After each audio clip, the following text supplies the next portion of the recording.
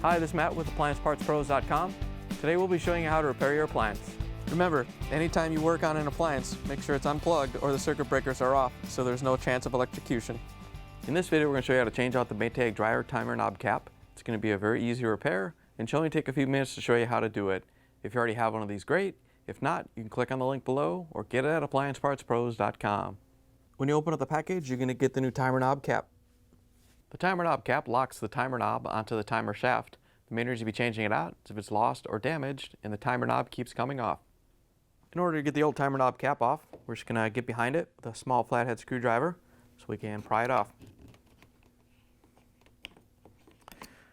Once you have the cap free, you can pull it off the dryer. Here's the old timer knob cap next to the new one. If you already have one of these, great. If not, you can get it at AppliancePartsPros.com. To put the new timer knob cap on, you have to make sure that these 4 tabs are lined up with the 4 openings in the timer knob. And you want to make sure that the pin goes into the opening in the timer shaft and locks the knob on. Once you're ready, you can just rotate it over and carefully push it on. Once you have the timer knob cap pressed on, you can plug the dryer back in and take it for a spin.